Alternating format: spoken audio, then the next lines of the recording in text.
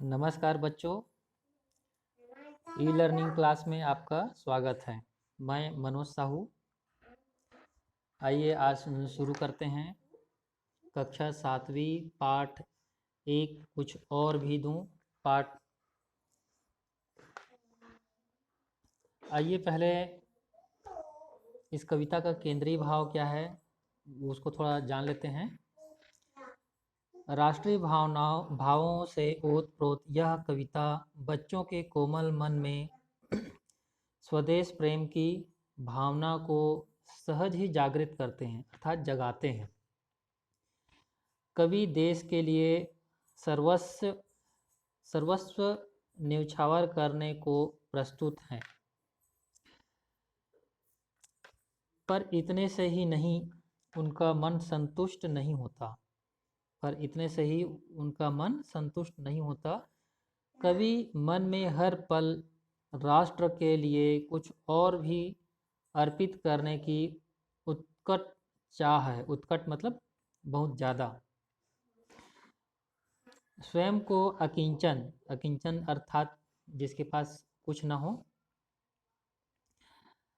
स्वयं को अकिंचन मानते हुए भी कवि अपने हर भाव, चाहत और अपनी हर चेष्टा को राष्ट्रमाता के चरणों में समर्पित करने को कृत संकल्पित हैं और देशवासियों को भी प्रेरित करते हैं।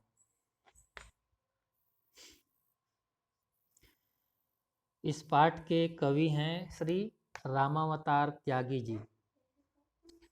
आइए उनकी कविता और उनकी व्याख्या के बारे में देखते हैं। मन समर्पित, तन समर्पित और यह जीवन समर्पित, चाहता हूँ देश की धरती तुझे कुछ और भी दूँ। यहाँ कवि कह रहे हैं, हे मातृभूमि, मातृभूमि अर्थात हमारी देश की धरती, हे मातृभूमि, मैं अपना तन मन और अपना सारा जीवन तुझ पर अर्पित करता हूँ अर्थात न्यौछावर करता हूँ। फिर भी मेरी यह कामना है, इच्छा है कि इसके अलावा यदि मेरे पास कुछ और होता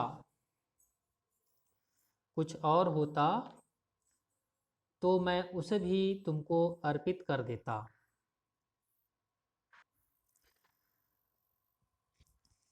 आइए आगे देखते हैं। माँ तुम्हारा ऋण बहुत है, मैं अकिंचन किंतु इतना कर रहा, फिर भी निवेदन। थाल में लाऊं सजाकर भाल जब, कर दया स्वीकार लेना वह समर्पण। गान अर्पित, प्राण अर्पित, रक्त का कण कण समर्पित, चाहता हूँ देश की धरती तुझे कुछ और भी दूँ।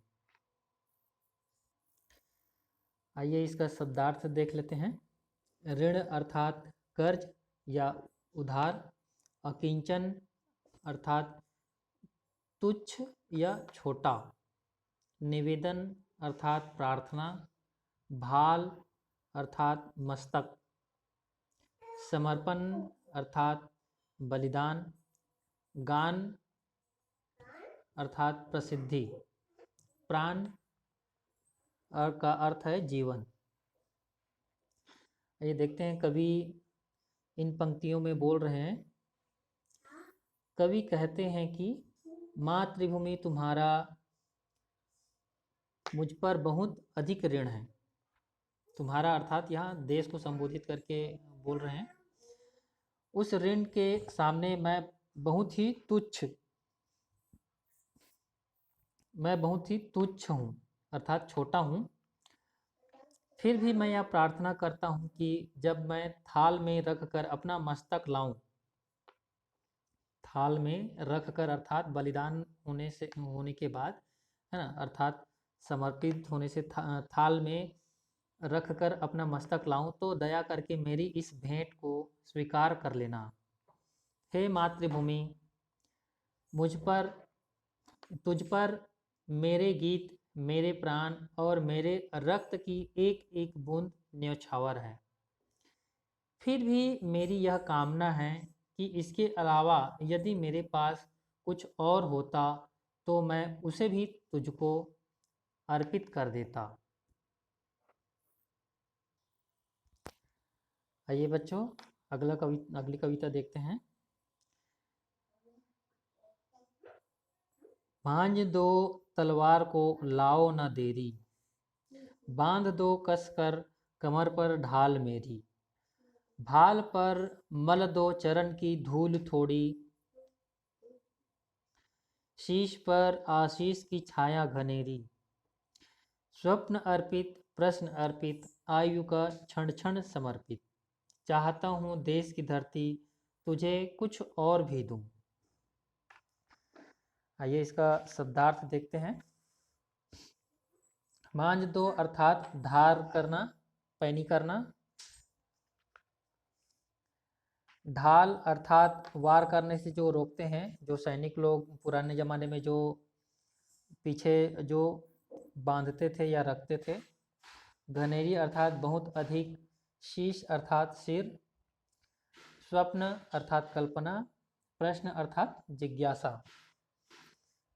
आइए कवि आगे देखते हैं, कवि क्या कह रहे हैं कि अब विलम्ब न करो, जल्दी से मेरी तलवार पर धार करके दे दो और मेरी कमर पर कसकर ढाल को बांध दो। मेरे मस्तक पर अपने पैरों की धूल से तिलक लगा दो और मेरे सिर पर अपने आशीर्वाद की छाया फैला दो, जिससे रणभूमि में मेरी रक्षा हो। रणभूमि अर्थात लड़ाई का जो मैदान है ना, वहाँ मेरी क्या हो, रक्षा हो। हे मातृभूमि,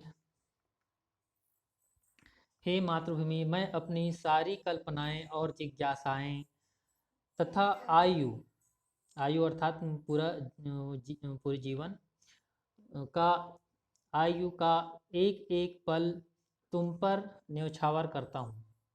फिर भी मेरी यह कामना है कि इसके अलावा यदि मेरे पास कुछ और होता तो मैं उसे भी तुमको अर्पित कर देता। आइए अगली कविता देखते हैं। तोड़ता हूँ मोह का बंधन क्षमा दो, गांव मेरे द्वार घर आंगन क्षमा दो, आज सीधे हाथ में तलवार दे दो और बाएं हाथ में ध्वज को थमा दो। ये सुमन लो, यह चमन लो, नीड़ का तृण तृण समर्पित, चाहता हूँ देश की धरती तुझे कुछ और भी दूं। आइए शब्दार्थ देख लेते हैं। मोह अर्थात माया, ध्वज अर्थात झंडा, सुमन अर्थात पुष्प या फूल, चमन अर्थात उद्यान या बगीचा, नीड़ अर्थात घोंसला या घर, तृण अर्थात घास। ये इस पंक्ति में कवि बोल रहे हैं कि मैं माया मोह के बंधन को छोड़कर रणभूमि में जाने के लिए तैयार हूँ। मेरे गांव द्वार एवं घर आंगन मुझे क्षमा करना। मेरे गांव द्वार घर आंगन मुझे क्षमा करना, क्योंकि मैं आप सब से अपने मोह का रिश्ता या संबंध त्याग रहा हूँ। हे मातृभूमि, मेरे दाहिने हाथ में तलवार दे दो और बाएं हाथ में तिरंगा झंडा दे दो, जिससे शत्रुओं को पराजित कर विजय पताका फहराते हुए आगे बढ़ता जाऊं। हे मातृभूमि, मेरी सुख शांति का प्रतीक पुष्प और साधन संपन्न बगिया एवं घोंसले का एक एक तिनका सब कुछ तुम पर अर्पित है। कुछ भी मेरी फिर भी मेरी यह कामना है कि इच्छा है कि इसके अलावा यदि मेरे पास कुछ और होता तो मैं उसे भी तुमको अर्पित कर देता।